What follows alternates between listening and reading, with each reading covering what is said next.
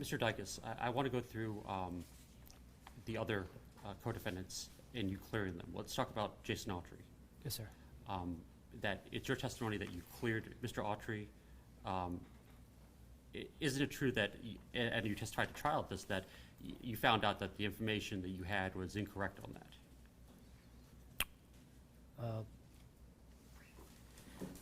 Jason Autry, he was mainly cleared because because his physical description was so different than what we were working off of.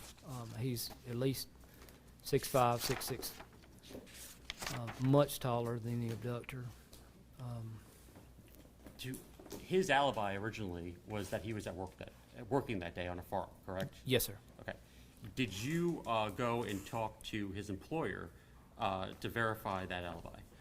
When I got it, I believe I called his boss and asked him about it, and he confirmed that he was there that day.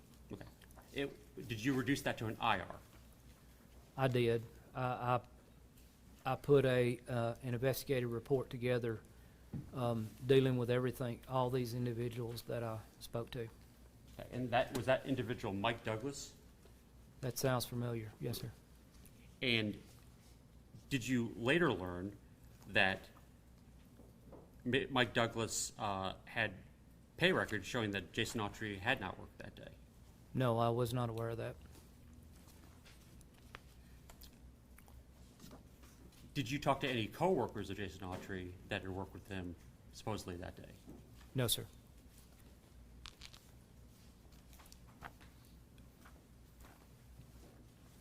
Let's talk about Zach's statements. That one of the earliest statements that Zach Adams gave was to the FBI agent Ross. Is that right? I would have to review it to remember that. I don't believe I took part in that interview.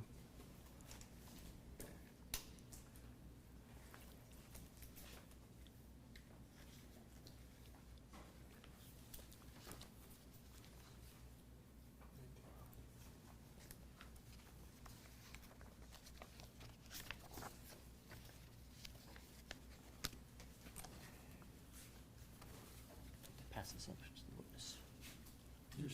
And the judge. Objections to the censure, Mr. Vice. No, Your Honor.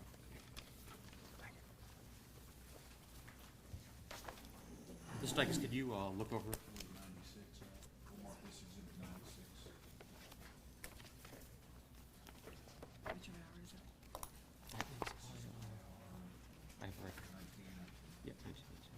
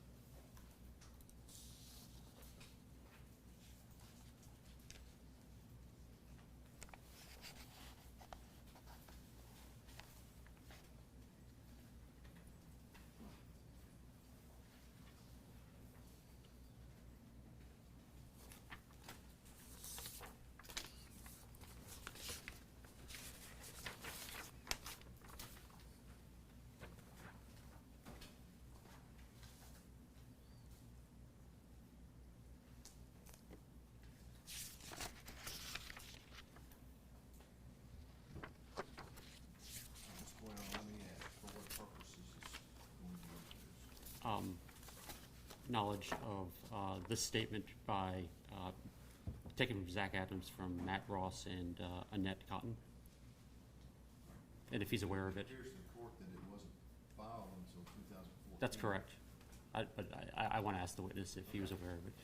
Mr. Dicus, are you aware of this conversation and interview that FBI agent Matt Ross and Annette Cotton had with Zach Adams? I can't specifically say. I am aware that FBI agents and TBI agents interviewed all these gentlemen, but again, like Your Honor pointed out, it was 2014. I can't say that I've seen any of these documents. The IR references a date of April 23rd, 2011, Yes, sir. which were you? Do you remember working with Matt Ross? I don't remember Matt Ross, no, sir. Had you had a conversation with anyone with the FBI about a interview with Zach Adams where they took photos of his appearance? Yes, sir. That does sound familiar. I believe that. I remember that. And are you aware that they took photographs of his arms? Yes, sir. Okay, and you've seen those pictures? Yes, sir. Okay. And there are scratches visible running down his arms Yes, sir. in those photos, correct? Uh-huh. Yes, sir. Okay.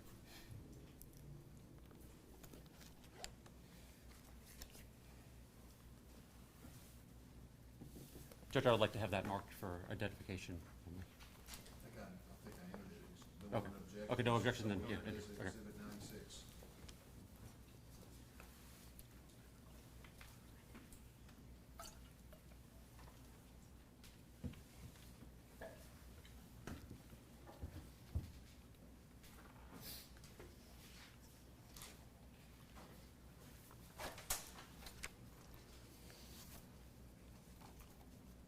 Can I have, like, have the witness have this?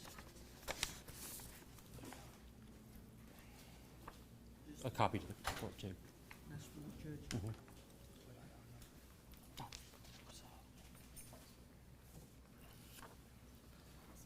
Objection to censure, Mr. Bates. Was that the, I'm not clear what that document is. It's an IR 1650. I'll let him explain that. Okay. You don't have a copy.